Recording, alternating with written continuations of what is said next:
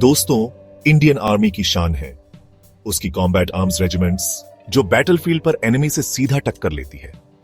इनका काम होता है डायरेक्ट कॉम्बैट, यानी सामने से लड़ाई, फ्रंट लाइन में दुश्मन को रोकना या उस पर हमला बोलना।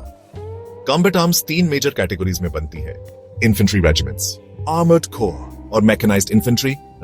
चलिए एक एक करके इनके बारे में समझते हैं। सबसे पहले बात करते हैं इन्फेंट्री रेजिमेंट की, जिसे हम पैदल सेना भी कहते हैं। ये सोल्जर्स ग्राउंड पर चलते हैं, एनिमी टेरिटरी में घुसकर ऑपरेशन करते हैं और हर टेरेन में फाइट करने में एक्सपर्ट होते हैं, चाहे जंगल हो, पहाड़ हो या बॉर्डर एरिया। इन्फेंट्री का काम होता है क्लोज कॉम्बैट और एंड्योरेंस उनकी सबसे बड़ी स्ट्रेंथ होती है। इसमें कुछ पॉपुलर रेजिमेंट्स हैं। सिख रेजिमेंट जो ब्रेवरी और फिजिकल पावर के लिए जानी जाती है, गोरखा रेजिमेंट जो नेपाल के फियर्स फाइटर्स से बनी है, और राजपूत रेजिमेंट जो डिसिप्लिन और वीरता का प्रतीक है। जाट रेजिमेंट एग्रेसिव कॉम्बैट के लिए मशहूर है। डोगरा रेजिमेंट हिमाचल और जम्मू के सोल्जर्स से बनी है, और Maratha light infantry fast action के लिए जानी जाती है। नॉर्थ ईस्ट की असम रेजिमेंट जंगल वॉरफेयर में एक्सपर्ट है, और कुमाऊं और गढ़वाल राइफल्स माउंटेन वॉरफेयर में अनबीटेबल हैं। अब बात करते हैं सेकंड टाइप की, आर्मर्ड कॉर्प यानी इंडियन आर्मी के टैंक रेजिमेंट्स।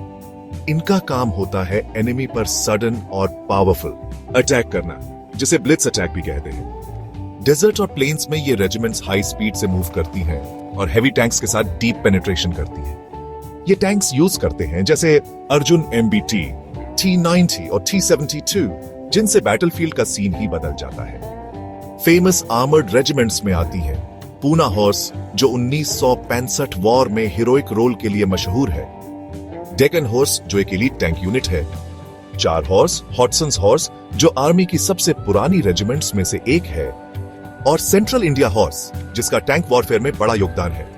अब आते हैं थर्ड कैटेगरी पर, मैकेनाइज्ड इन्फेंट्री रेजिमेंट जो इन्फेंट्री और आर्मर का कॉम्बो होती है। यहां सोल्जर्स आर्मर्ड व्हीकल्स जैसे BMP-2 सारात में ट्रैवल करते हैं, जिसमें प्रोटेक्शन भी होता है और फायर पावर भी।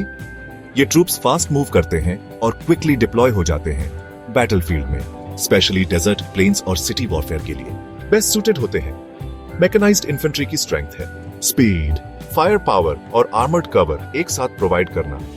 और दोस्तों, चाहे ये इन्फेंट्री हो, आर्मर्ड कॉर्प्स हो या मैकेनाइज्ड इन्फेंट्री, इन सब का मिशन एक ही होता है, देश की रक्षा और दुश्मन को मुंह तोड़ जवाब। ये रेजिमेंट्स 24 घंटे अलर्ट रहती हैं, बॉर्डर पे हो या कॉन्फ्लिक्ट जोन में, और हर सिचुएशन में इंडियन आर्मी के ये वॉरियर्स रेडी होते हैं भारत माता की सुरक्षा के लिए। जय हिंद।